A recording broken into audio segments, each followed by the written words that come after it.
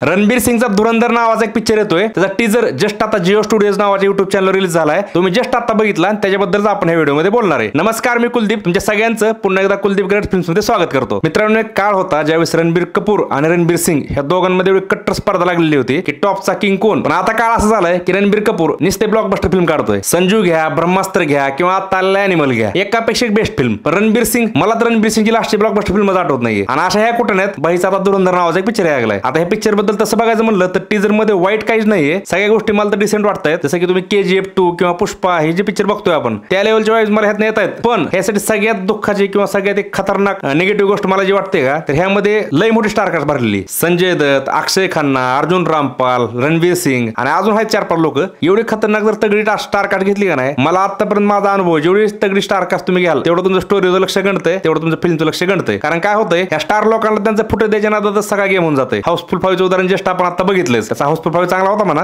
पण इतका बी असं जे आपण म्हणतो तेवढ्या लेवलला तगडा पिक्चर म्हणू शकत नाही. कारण जेवढी स्टारकास्ट असते तर त्याप्रमाणे स्टोरीत पण तेवढा दम असायला पाहिजे. आता धुरंधरचं मला तोच प्रॉब्लेम वाटतोय की जर तुम्ही स्टोरीचं लक्ष तुमचं हल्लं आणि तुम्ही पूर्णपणे फक्त ह्या स्टार लोकांना जर फुटेज द्यायच्या प्रयत्नात पिक्चर जर तुम्ही एक्झिक्यूट करायचा प्रयत्न केला तर ह्या पिक्चरचा गेम व्हायला असं मला वाटतं. तर आजकाल लोक काय झाले माहिती का, तुमचं किती जरी भारी बजेट असलं आणि किती जरी भारी स्टारकास्ट असली का नाही, लोकांना पिक्चर मध्ये जर मजा नाही आली का नाही, पिक्चरचा गेम फिक्स आहे. आता रणबीर सिंग ऍक्टर काय तोडीचा हे नवीन कोणाला सांगायची गरज नाही. बाजीराव मस्तानी घ्या, पद्मावत घ्या किंवा रामलीला घ्या किंवा त्याची आता गली बॉयचा पिक्चर घ्या, खतरनाक लेवलचा ऍक्टर तो. ऍक्टिंग बद्दल डाऊट नाही त्या पाहिजे. पण काय विषय माहिती का, त्याने पिक्चर आता चांगले निवडणं गरजेचं आहे. कारण आता बॉलिवूड मधला ट्रेंड बदलला आहे. टिपिकल बॉलिवूड आता राहिलेलं नाही. स्टार कल्चर पूर्णपणे गायब झालेलं आहे. ते विकी कौशल, राजकुमार राव हे काय हिरो आहेत का, म्हणजे तसे हिरोज आहेत भाई, पण त्यांचं काय होतं का आधी प्रेझेन्स. पण का वर गेलेत ती, त्यांनी स्क्रिप्ट चांगल्या निवडल्या आणि मग पिक्चर लोकांना आवडले म्हणून ते पुढे गेले. तुम्ही जर पाहिल्यासारखं घेऊन बसले का शाहरुख सलमानचा तो काळ की बाबा मी स्टार आहे, मी चांगला पिक्चर नाही काढला त्याचं माझं चालेल, अजिबात तसं होणार नाही. आता धुरंधर बद्दल मी जास्त आताच काय बोलणार नाही. कारण पिक्चर मध्ये बाईंनी एक पण डायलॉग दिलेला नाही त्या ट्रेलर मध्ये, टीजर मध्ये फक्त BGM दिले. ते मला जर थोडं असं तसं वाटलं BGM खरं तर असं म्हणजे खतरनाक गँगस्टर फील आलेलं ना मला त्या म्युझिक मधनं. पण बघू आता, जर तुम्ही संजय दत्त, अक्षय खन्ना,